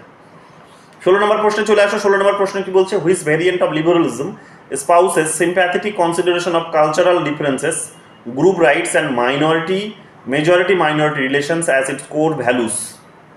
Which variations of liberalism কি বলছে, spouses sympathetic consideration, sympathetic মানে হচ্ছে সহানুভূতিক যে বিবেচনা করে, যে কালচারাল ডিফারেন্সগুলো যেগুলো আছে, সাংস্কৃতিক যে পার্থক্যগুলো আছে, গোষ্ঠীর যে অধিকারের প্রসঙ্গ আছে, মাইনরিটি আর মেজরিটির মধ্যে অর্থাৎ সংখ্যালঘু এবং সংখ্যাগুরুদের মধ্যে যে তাদের সম্পর্ক আছে, এগুলোকে একটু সিম্প্যাথেটিক বা সহানুভূতিক বিবেচনার আঙ্গিকে দেখে, বিবেচনা করে, সহানুভূতিকভাবে বিবেচনা করে। তো এটা হচ্ছে কারা না, এটা হচ্ছে মাল্টিকালচারালিস্টরা। কিন্তু কোন ফর্মটা, মাল্টিকালচারালিজমের 3টে ফর্ম আছে আমরা পড়লাম, 3টে থিওরি আছে, তার মধ্যে প্রথম থিওরিটা আমরা পড়েছিলাম লিবারাল মাল্টিকালচারালিজম। তো সিম্প্যাথেটিক হিসেবে কনসিডার করে কিন্তু লিবারাল মাল্টিকালচারালিস্টরা, অন্যরা কিন্তু এটা করে না খুব একটা বেশি, ঠিক আছে। কি বলছে, এরা তবে সিম্প্যাথেটিক নয়। তো লিবারাল বলেই দিয়েছে এখানে, লিবারাল তো বলেই দিয়েছে, লিবারাল বলেই দিয়েছে, তো লিবারাল মাল্টিকালচারালিজম হবে এই কারণে। বাকি ক্লাসিক্যাল লিবারালিজম, কমিউনিটারিয়ানিজম, লিবার্টারিয়ানিজম এই থিওরিগুলো ছিল না, থিওরি ছিল লিবারাল মাল্টিকালচারালিজম, সো লিবারাল মাল্টিকালচারালিজমটাই সঠিক উত্তর হবে। 17 নম্বর কি বলছে, which of the following description does not fit the concept of multiculturalism, যে এই যে নিচের কনসেপ্টগুলোর মধ্যে কোনটা মাল্টিকালচারালিজমকে ফিট করে না। এটা হয়তো তোমরা অনেকে ভুল করেছো, কারা কারা ভুল করেছো হাত তোলো তো। মেল্টিং পট কারা উত্তর করেছো, মেল্টিং পট কারা উত্তর করেছো, আচ্ছা কেউ করোনি। তো এখানে কি বলছে দেখো, মাল্টিকালচারালিজম বলছে কোনটাকে, কোন নিচের কোনটাকে হচ্ছে কি করে না, এটা কোনটাতে ফিট করে না। তো মাল্টিকালচারাল যেটা ফিট করে না সেটা হচ্ছে হোমোজেনাস সোসাইটি। হোমোজেনাস সোসাইটি মানে হচ্ছে কালচারাল সোসাইটির কথা বলছে, তো মনোকালচারাল সোসাইটির কথা বলে না। তারা টু সাম এক্সটেন্ট আমরা দেখতে পেলাম কি মেল্টিং পটে তারা কথা বলে, আমরা লিবারাল মাল্টিকালচারালিস্টদের আর্গুমেন্টটা শুনলাম, বা আমরা ওই কসমোপলিটান মাল্টিকালচারালিজমের কনসেপ্টটা শুনলাম, অনেকটা এটার মতোই শুনতে লাগলো না মেল্টিং পট। তো তার মানে মাল্টিকালচারালিজমের মধ্যে একটা থিওরি, একটা ব্রাঞ্চ অফ থিওরি ছিল সেখানে যারা কিন্তু মেল্টিং পটের আইডিয়াটাকে সমর্থন করে। পরবর্তীকালের অনেকে যারা হচ্ছে ওই গভীরভাবে ফোকাস করেছে, ডিপ যারা আর কি, বা বলতে পারো থিক মাল্টিকালচারালিস্ট বা প্লুরালিস্ট মাল্টিকালচারালিস্ট যারা, তারা এটাকে সমর্থন করে না। এবং বাকি দুটোকে তো তারা মাল্টিকালচারালি সমর্থন করে, স্যালাড বোল, কালচারাল মোজাইক্স এক্ষুনি বলে গেলাম এগুলো। বাট এটা হচ্ছে হোমোজেনাস সোসাইটির কথা বলেছে, যে একটাই সমাজ, একটাই সেখানে কালচার থাকবে। তো এটা কিন্তু মাল্টিকালচারালিস্টরা একেবারেই সমর্থন করে না, এটাকে টু সাম এক্সটেন্ট সমর্থন করে কিন্তু এটাকে সমর্থনই করে না, তাই না। তো এটা আমরা দেখতে পাবো, এই কারণে কিন্তু ডিটা হচ্ছে সঠিক উত্তর। চলে আসো, একটু কনফিউশন হবে কিন্তু আগেরটাতে তোমাদের, কিন্তু হোমোজেনাস সোসাইটিটাই ভালো করে দেখবে। তো এখানে এগুলো লিখে দিয়েছি, একটু দেখে নিই। 18 নম্বর কি বলছে, ইন ওরিয়েন্টালিজম, ওরিয়েন্টালিজম মানে হচ্ছে প্রাচ্যবাদ, যেটা একটা বই লিখেছিলেন কে, এডওয়ার্ড সাইদ লিখেছিলেন, তোমরা জানো গুরুত্বপূর্ণ একটা বই তার ছিল। Applied whose technique of discourse analysis to the production of knowledge about the middle east. তো নলেজ নিয়ে বিশেষভাবে কাজ করেছেন তোমরা দেখবে ফুকো, নলেজের যখনই প্রসঙ্গ আসবে তখন ফুকোর নামটা তোমরা সবার আগে হিট করবে, ঠিক আছে, তোমাদের ব্রেনে যেন ওটাই হিট করে, ফুকোর নামটাকেই যেন গিয়ে আগে হিট করে। তো ফুকো এখানে হচ্ছে নলেজ নিয়ে কথা বলেছেন, জ্ঞান তত্ত্ব দিয়েছেন অনেকগুলো, তিনি এখানে অনেক পোস্ট মডার্ন আইডিয়া দিয়েছেন। তো সেখানে আমরা কি দেখতে পাবো, তিনি সেখানে এখানে জ্ঞানের যখন কথা বলেছেন তখন মিডল ইস্টের প্রসঙ্গ তিনি তুলেছেন, এবং মিডল ইস্টের এই প্রসঙ্গে আমরা দেখতে পাবো তিনি এই ধরনের একটা জ্ঞান দিয়েছেন যে এই মডার্ন যে আইডিয়াগুলো ছিল, যেগুলোকে বলা হচ্ছে ওয়েস্টার্ন আইডিয়া, ওয়েস্টার্নিজম যেটাকে বলা হচ্ছে, বা ইউরোসেন্ট্রিসিজম যেটাকে বলা হচ্ছে, তো ইউরোসেন্ট্রিসিজম বা ওয়েস্টার্ন যে আইডিয়াটা সেটাই আলটিমেটলি সঠিক, বাকিগুলো ভুল। তো এটাই তিনি কিন্তু সেখানে তুলে ধরেছিলেন, যেটা ওরিয়েন্টালিজমে এডওয়ার্ড সাইড সেটাকে কিন্তু কপি করেছিলেন। তো এখানে আমরা ফুকো হবে এর সঠিক উত্তর, এটা আমরা দেখতে পাচ্ছি, ঠিক আছে, এটা আমরা পেয়ে যাচ্ছি। হ্যাঁ, ওরিয়েন্টালিজম বলেছে যে এখানে ডিসকোর্স যেটা আছে, প্রোডাকশন অফ নলেজ, যে নলেজ যেভাবে উৎপাদন হয় সেই উৎপাদনে তিনি এখানে কার টেকনিকটাকে আলোচনা করেছেন, যিনি মিডল ইস্ট সম্পর্কে আলোচনা করেছিলেন। তো মিডল ইস্ট সম্পর্কে আলোচনা করেছিলেন ফুকো, ওয়েস্টার্নাইজেশন যেভাবে এই মিডল ইস্টে এসে হাবি হওয়ার চেষ্টা করছে, ওয়েস্টের যে কালচার সেটা যেভাবে এই মিডল ইস্টের যে দেশগুলো, ইসলামিক কান্ট্রিজগুলো বা আরও যে সমস্ত দেশগুলো আছে তাদের উপর যেভাবে হাবি হতে চেয়েছিল, বলতে পারে তাদের উপর ইনফ্লুয়েন্স ক্রিয়েট করতে যখন চেয়েছিল তখন তাদের বেসিক আইডিয়া এটাই ছিল যে ওয়েস্টের যে কনসেপ্টটা, ওয়েস্টার্নাইজেশন বা ইউরোসেন্ট্রিসিজম যেটা, সেটাকে নিয়ে এসেই তারা এটাকে কবজা করতে চেয়েছিল বলতে পারো মিডল ইস্টের। তো এখানে আমরা দেখতে পাবো এই ধরনের একটা জ্ঞান তারা দিয়েছে যে ওটাই ঠিক, এটা ভুল। তো এখানে আমরা দেখতে পাবো যে এডওয়ার্ড সাইড মানে এটা মডার্নরা দিয়েছিল, কিন্তু পোস্ট মডার্ন হিসেবে ফুকে এসে বললো যে এগুলো ভুল। এইরকমভাবে কি করার চেষ্টা করেছে এরা, আসলে ডমিনেশনসটাকে চালানোর চেষ্টা করেছে, হেজিমনিটাকে এস্টাবলিশ করেছে। জ্ঞানের এই ধরনের একটা লিমিটেশনস তাদের মধ্য দিয়ে উঠে এসেছে, কারণ ওটা জ্ঞান নয়। জ্ঞান হচ্ছে প্রত্যেকের যেটা আছে তার সেটাই ভালো। তো এদের যা জ্ঞান আছে, এদের যে কালচার আছে, এদের যে সংস্কৃতি আছে, সেগুলো তাদের মধ্যে মতো করে ভালো, তো এগুলো খারাপ তা নয়। কিন্তু ইউরোপ কি করেছে বা আমেরিকা কি করেছে, বারে বারে নিজেদেরটাকে ভালো হিসেবে দেখিয়ে মডার্নাইজেশনের কনসেপ্টের মধ্য দিয়ে এটাকে দখল করার চেষ্টা করেছে, এই মিডল ইস্টটাকে দখল করার চেষ্টা করেছে। তো এই কারণে আমরা দেখতে পাবো এডওয়ার্ড সাইড সেটা নিন্দা করেছেন, মানে ফুকো করেছেন, এডওয়ার্ড সাইড সেটাকেই কপি করেছিলেন, যে জ্ঞান তত্ত্ব যেটা আসলে ওরা বিতরণ করে, ওদের যে জ্ঞান তত্ত্ব, সেই জ্ঞান তত্ত্বের মধ্যে এই ভুল ভ্রান্তিগুলো আছে বা এই ধরনের একটা হেজিমনি আছে। তারা আসলে এটা নিয়ে, এটার মধ্য দিয়ে এক ধরনের বলতে পারো সাম্রাজ্যবাদকে তারা শক্তিশালী করতে চায়। এটাই তিনি এখানে ডিনোটস করেছিলেন। এখানে বলেই দেওয়া হয়েছে, এগুলো দেখে নিও, ঠিক আছে। টি.এইচ. মার্শালের প্রসঙ্গে চলে আসো এবার 19 নম্বরে। T H. Marshall links one person one vote for citizenship with, তো এটা তো সাপ্রিগেট মুভমেন্ট হবে। সেই সময় তিনি, আমি তোমাদের বলেছিলাম যে সাপ্রিগেট মুভমেন্টের সঙ্গে তিনি একটা বড় পার্ট ছিলেন, যে মহিলাদের অধিকার নিয়ে তিনি বিশেষভাবে কথা বলেছিলেন। 3 ধরনের রাইটসের কথা সেই সময় তিনি বলেছিলেন, সিভিক, পলিটিক্যাল এবং সোশ্যাল। তো প্রথম দুটোর থেকেও তিনি 3 নাম্বারটা সোশ্যালটাকে বিশেষভাবে প্রায়োরিটি দিয়েছিলেন। প্রথম দুটোর কথা যে তিনি বলেনি তা নয়, কিন্তু প্রথম দুটোর কথা প্রসঙ্গে সাপ্রিগেট মুভমেন্টের আলোচনা আসে, বাট পরবর্তীকালে তিনি 3টের মধ্যে আমরা সোশ্যাল মুভমেন্টটাকে বেশি, সোশ্যাল রাইটসটাকে বেশি ভ্যালুস দিতে দেখেছি। তো সেখানে আমরা দেখতে পাবো যে পলিটিক্যাল রাইটস মহিলাদের যে থাকা উচিত সেই কথাগুলো সেখানে তিনি বলেছিলেন, তাদের ইকোনমিক রাইটস যে থাকা উচিত সেই কথাগুলো তিনি বলেছিলেন, যেগুলো আলটিমেটলি সাপ্রিগেট মুভমেন্টকে প্রভাবিত করেছিল। তো এই কারণে আমরা দেখতে পাবো যে একটা সিমিলারিটিস তার মধ্যে রয়েছে, যে টি.এইচ. মার্শাল এবং সাপ্রিগেট মুভমেন্টের মধ্যে, বা সাপ্রেজ মুভমেন্ট যেটাকে বলা হয়, যে অ্যাডাল্ট সাপ্রেজ মুভমেন্ট যেটাকে বলা হয়। তো এগুলো দেখে নিও। সো এটা আমি তোমাদের এর আগেও ক্লাসে বলেছি এগুলো ডিটেলসে, ঠিক আছে, এগুলো আলোচনা হয়েছে, যারা পড়োনি তারা একটু দেখে নিও। এরপরে চলে আসো টি.এইচ. মার্শালের হচ্ছে আলোচনা, এটাও আমরা আলোচনা করেছি, তাও এখানে যে এক্ষুনি বললাম যে T H. Marshall divide citizenship into 3 parts, what are this, civil, political এবং সোশ্যাল। তো অলরেডি এটা আলোচনা হয়েছে, তিনি প্রথম দুটোর থেকে অত্যধিক বেশি ভ্যালুস দিয়েছিলেন সোশ্যালটাকে, অর্থাৎ এই দুটোর ঊর্ধ্বেও তিনি যেটাকে বেশি ভ্যালুস দিয়েছিলেন সেটি হচ্ছে সোশ্যাল। সিভিল এবং পলিটিক্যালের ঊর্ধ্বে তিনি সব থেকে বেশি ভ্যালুস দিয়েছিলেন সেটা হচ্ছে সোশ্যাল রাইটসটাকে। তো এটা ভালো করে দেখে নিও। 21 নম্বর প্রশ্ন চলে আসে। 21 নম্বর প্রশ্ন কি বলছে, T H. Marshall's definition of citizenship as full and equal membership. কিছুক্ষণ আগে বলছিলাম যে সিটিজেনশিপ বলতে তিনি কি বুঝিয়েছেন, যে পূর্ণ এবং হচ্ছে সমান সদস্য পদ। কোথায় না, একটা রাজনৈতিক গোষ্ঠীতে, একটা রাজনৈতিক গোষ্ঠীতে সমান এবং পূর্ণ সদস্য পদটাকেই তিনি এখানে নাগরিক হিসেবে বা নাগরিকতার ধারণা হিসেবে তিনি দেখেছিলেন।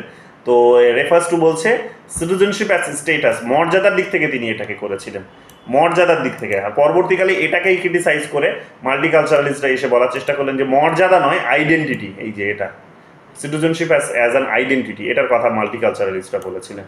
কিন্তু উনি কিসের কথা বলেছিলেন, টি.এইচ. মার্শাল সিটিজেনশিপ অ্যাজ স্টেটাসের কথা বলেছিলেন। মাল্টিকালচারালিস্টরা এসে পরবর্তীকালে সিটিজেনশিপ অ্যাজ অ্যান আইডেন্টিটির কথা বললেন। বড় একটা বিখ্যাত নাম হচ্ছে চার্লস টেইলর এই পলিটিক্স অফ রেকগনিশনসের কথা বললেন, যেখানে তিনি আইডেন্টিটির কথা বলছেন। তো এগুলো আমরা এখানে দেখতে পাবো। সিটিজেনশিপ অফ ডিফারেন্সিয়েটেড, এটারও আমরা মাল্টিকালচারালিজমের আইডিয়ার মধ্যেই পাই। সিটিজেনশিপ অ্যাজ অ্যান অ্যাসপিরেশনস, এটা আমরা পাই না, বাট এই দুটো পাই। 22 নম্বর কি বলছে দেখো, who wrote the book 4 essay on liberty, আলোচনা হয়েছে এর আগে, এখানে আলোচনা আসছে তার কারণ যেহেতু এটা কোয়েশনসে ছিল। তো 4 এসে অন লিবার্টি, এটা হচ্ছে লিবার্টির আলোচনায় আমরা করেছি, এখানেও ছিল যেহেতু, তাই বইটা এখানেও পাচ্ছ। ইজা বার্লিন এটা হবে, 4টে তিনি কিন্তু লিবার্টির এসে দিয়েছেন, লিবার্টিকে 4টে ভাগে সেখানে তিনি ভাগ করেছিলেন। 23 নম্বর দেখো এখানে কি বলছে, ইজা বার্লিন লিবার্টিকে 4টে ভাগে ভাগ করেনি, 4 এসে দিয়েছিলেন, লিবার্টিকে 2টো ভাগে ভাগ করেছিলেন। কি, পজিটিভ লিবার্টি, নেগেটিভ লিবার্টি। এটাকে লিবার্টির জায়গায় ফ্রিডম শব্দটিও থাকতে পারে, কোথাও কোথাও ফ্রিডম শব্দটি আছে। তো পজিটিভ ফ্রিডম, নেগেটিভ ফ্রিডম, এগুলো আলোচনা করেছি আমরা কারেন্ট অ্যাফেয়ার্সের একদিন ক্লাসে আলোচনা করেছি, এগুলো তোমরা সবই জানো। তাছাড়াও লিবার্টি পড়তে গিয়েও আলোচনা করেছি। 23 নম্বর কি বলছে, is the Berlin's concept of positive liberty pays attention to, is the Berlin's concept of positive liberty pays attention to. Positive liberty বলতে তিনি কোনটাকে বলেছিলেন, যেখানে কি হতে পারে, যেখানে একটা লিমিটেশনস ইম্পোজ হতে পারে স্টেটের তরফ থেকে ইন্ডিভিজুয়ালসের উপরে, যেখানে লিমিটেশনস থাকবে, যে ইন্ডিভিজুয়ালসকে সব করার অধিকার দেবে না, বরং কিছু কিছু প্রতিবন্ধকতা তার উপর থাকবে, যে তুমি এটা করতে পারবে না, অমুকগুলো করতে পারবে না, তমুকগুলো করতে পারবে না, কিছু কিছু বিষয় প্রতিবন্ধকতা থাকবে। তো এটাই হচ্ছে পজিটিভ লিবার্টির কনসেপ্ট। নেগেটিভ লিবার্টির কনসেপ্টটা কি, যেখানে কোনো প্রতিবন্ধকতা থাকবে না, একজন লিবারাল, একজন ইন্ডিভিজুয়াল সম্পূর্ণ রকমভাবে তার অটোনমি আছে, সম্পূর্ণ রকমভাবে সে স্বাধীন, তার উপর কোনো প্রতিবন্ধকতা স্টেট আরোপ করবে না। তো সেটা হচ্ছে নেগেটিভ লিবার্টির কনসেপ্ট। তো এখানে পজিটিভ নিয়ে তিনি কি বলেছেন দেখো, the claim of individuals to pursue whatever life they want without interference to the state. না, এটা উল্টোটা বলেছে, এখানে এটা ভুল হয়েছে, এটা অপশনটা চুজ করা ভুল হয়েছে। এটা আমার কনফিউশন হচ্ছিল, কিন্তু পরে এক্সপ্লেনেশন দেখলাম এটাই বলছে। কোথায় এক্সপ্লেনেশন নিচে আছে, ওটা পজিটিভ লিবার্টি বলতে ওটাই ভুল হচ্ছে। পজিটিভটা হচ্ছে, ওটা বুঝতে পেরেছি, সেই অনুযায়ী দেখতে গেলে এটা ভুল আছে। ভুলই আছে এটা। পরের এক্সপ্লেনেশন কোথায়, এক্সপ্লেনেশন ওই রকম নেই। এখানে দেখো পজিটিভ বলতে কি বলছে,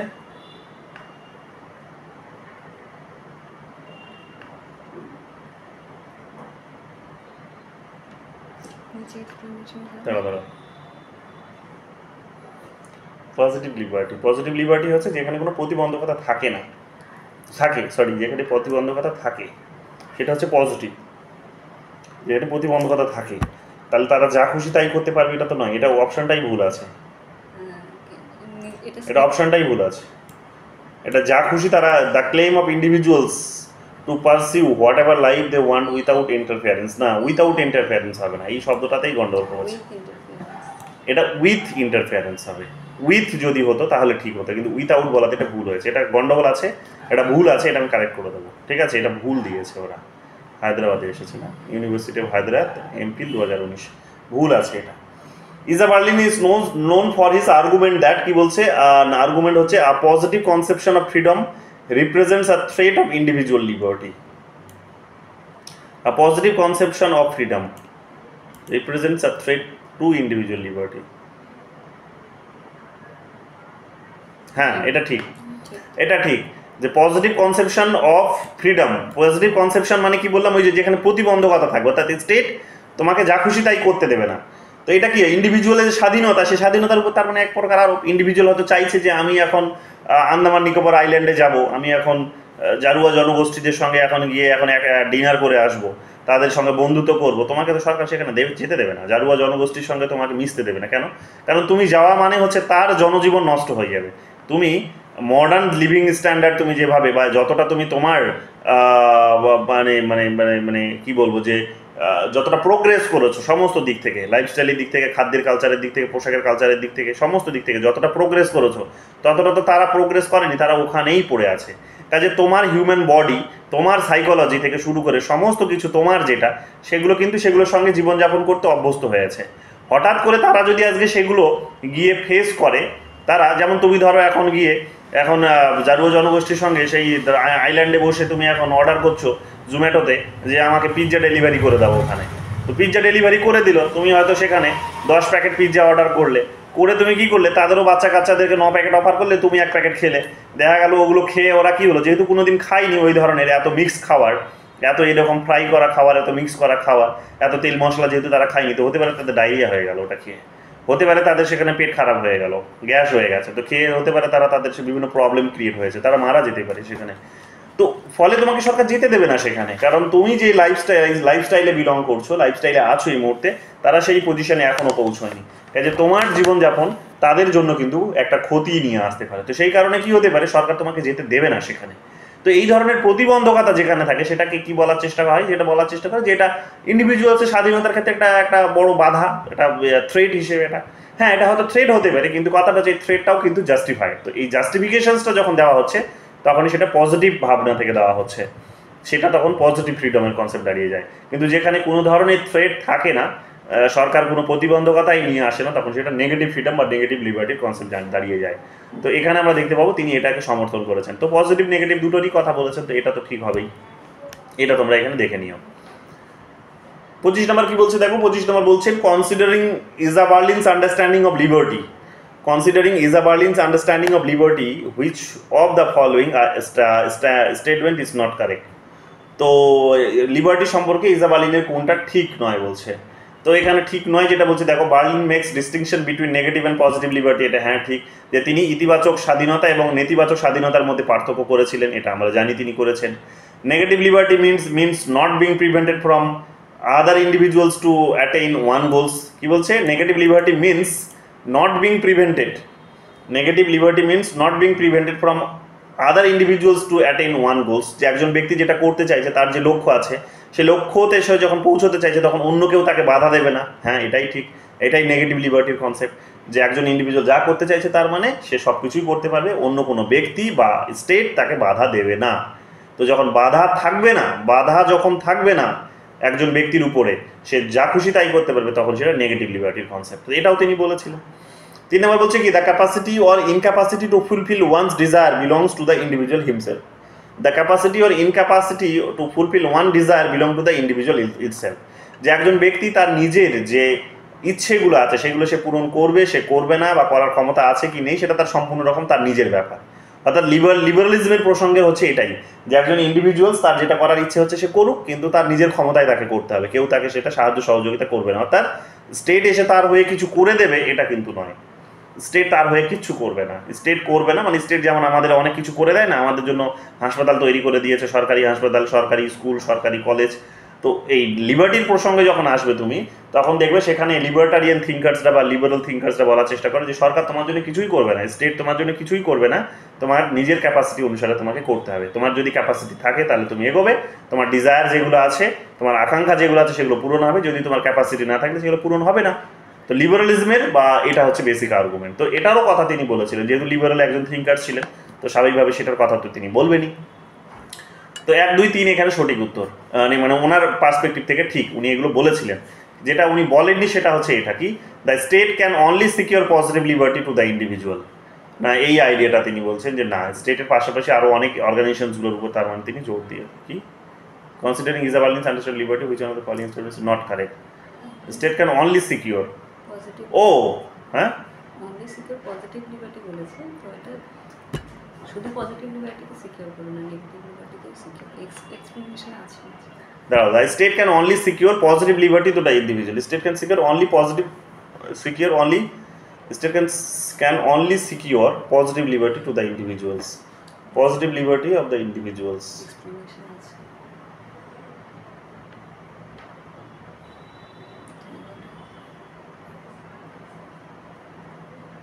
আচ্ছা, এখানে দুটোকেই করতে পারে, ওনার ভাবনা হচ্ছে দুটোকেই।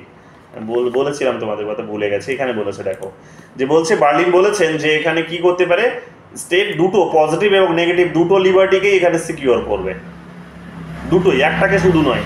ওখানে বলছে শুধু পজিটিভ, এখানে তিনি বলছেন যে দুটোকেই করবে। আর্গুমেন্টটা কি, আর্গুমেন্টটা এই যে এখানে দিয়ে দেওয়া হয়েছে, দিস ইজ দ্য, এখানে ডিটেলসে দেখে নিও, আমি আর ডিটেলসে যাচ্ছি না, এগুলো আলোচনা হয়েছে। কনফিউশন আছে, নেগেটিভ লিবার্টিটা ঠিক আছে, পজিটিভ লিবার্টি যেটা বলছে এখানে ওটা নিয়ে কনফিউশন আছে। এটা ওইটাকেই জাস্টিফাই করে। দাঁড়াও,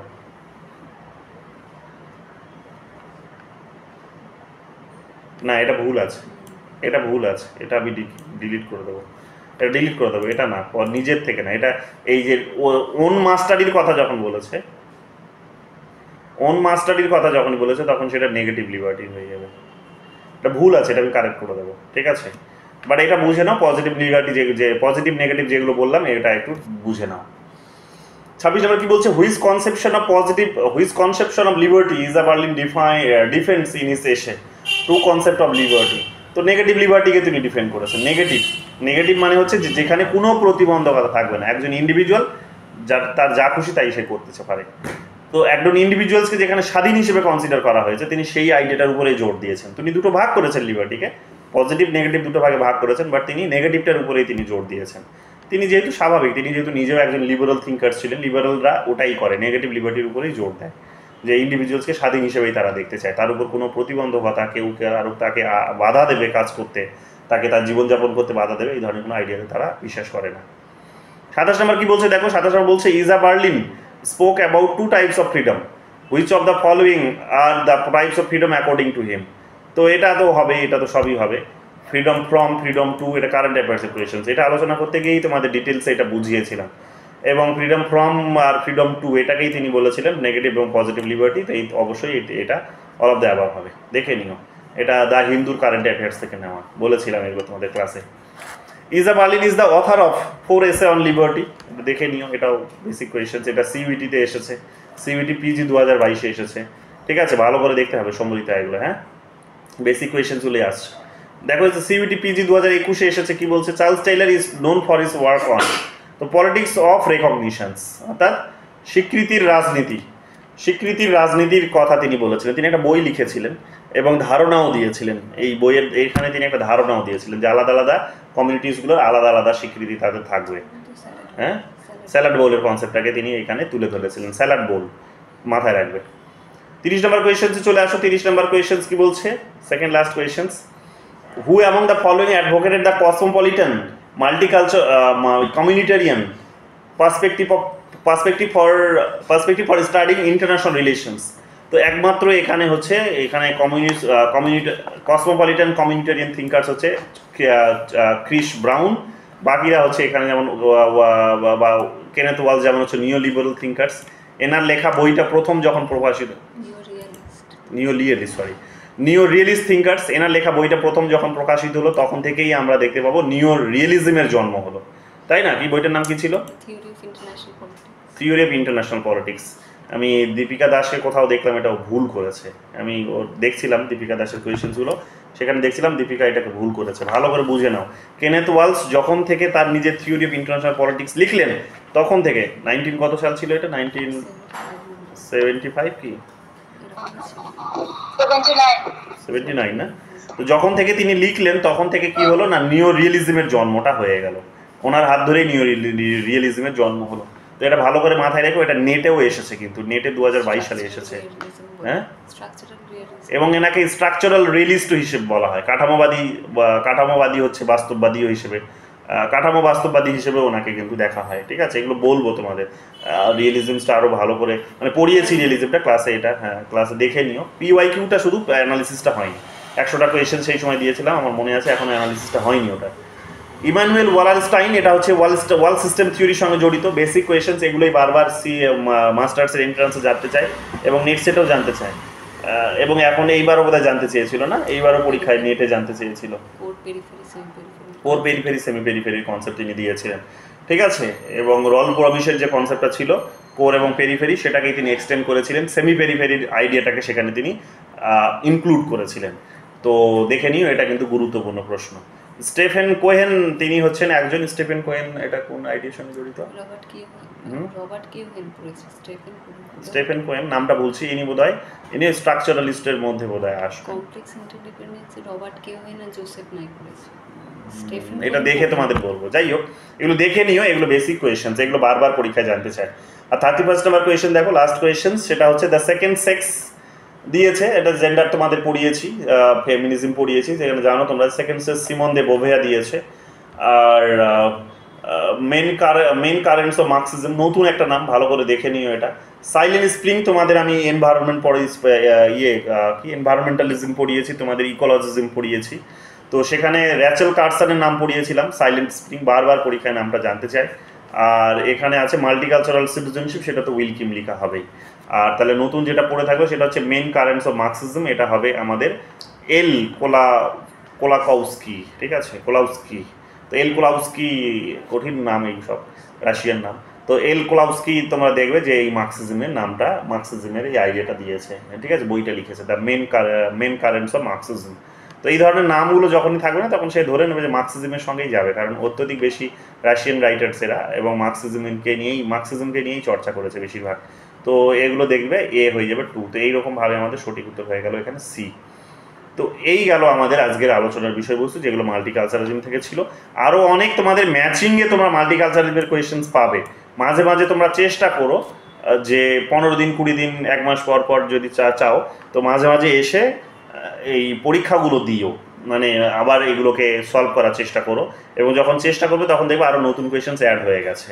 এবং যদি না অ্যাড হয়েও থাকে একবার নক করে দিও, অ্যাড করে দেওয়া হবে। ঠিক আছে, আগে যখন তোমরা আবার এটাকে রিপিট করবে তখন একবার নক করে দিও, নতুন কোয়েশ্চেন্স আরও অ্যাড করে দেওয়া হবে, অ্যাড করে দিলে তখন তোমরা সেটাকে বসে এখানে পরীক্ষা দাও। এবং যদি কোনো ডাউটস আসে আমাকে এবার অবশ্যই সেটা হোয়াটসঅ্যাপে টেক্সট করতে পারো, আলাদা করে বুঝিয়ে দেবো, ঠিক আছে, এবং এক্সপ্লেনেশনও দিয়ে দেবো।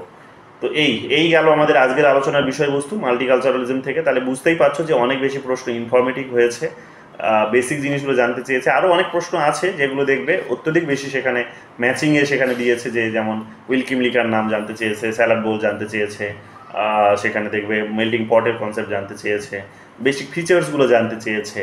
হ্যাঁ, এগুলোই আর ঘুরিয়ে ফিরিয়ে আমি হয়তো তোমাদেরকে অনেকটা ধরে ধরে পড়ালাম, অনেকটা লম্বা করে পড়ালাম, গভীরে গিয়ে পড়ালাম, পুরো ডিটেলসে পড়ালাম, এটা ঠিক। কিন্তু তোমরা দেখবে যে বেসিক জিনিসগুলোই পরীক্ষায় কিন্তু জানতে চায়। সো ওই বেসিকগুলোর উপরেই ফোকাস করো, দেখো তোমাদের কিন্তু এই সবই তোমরা কমন পেয়ে যাবে আশা করি। এর বাইরে থেকে কোনো কোয়েশ্চেন্স কিন্তু হবে না, ঠিক আছে। তো আজকে এতটুকুই থাকলো। আর গতকাল তোমাদের একটু পার্ট বাকি ছিল, ওটা আজকে আমি ভুলেও গেছি, ওটা দেখার সুযোগও পেলাম না, মানে ভুলেও গেছি, সুযোগও পেলাম না। তো এটা নেক্সট কোনো একদিন আবার আলোচনা করে দেবো। ওটা অলরেডি চর্চা হয়েছে, ওগুলো বেসিক কথাগুলোই বলেছে, তো ওগুলো অলরেডি চর্চা হয়েছে। তারপরেও একটু আলাদা করে বলতে চেয়েছিলাম, না বললেও অসুবিধা হবে তা নয়, তোমরা বেসিক আইডিয়াটা জানো, বুঝে গেছো তোমরা। যারা সমালোচনা করে যে সোশ্যাল যেটা কি একটা নাম ছিল, সোশ্যাল বোধহয় স্ট্রাকচারালিস্ট বোধহয় বলে একটা, সোশ্যাল রিলেশন বা সোশ্যাল স্ট্রাকচারালিস্ট বলে একটা, সেটা তো বলেছে ওরা তিনটে, প্রথম লাস্ট 4 নাম্বারটা বলিনি, সোশ্যাল রিফর্মিস্টরা, তো সেটা বলিনি, সে আর্গুমেন্টটা 2-4 মিনিটে নেক্সট দিন বলে দেবো ক্লাসের শুরুতে, ঠিক আছে, মনে করে। তো এই গেল আজকের আলোচনা। এবার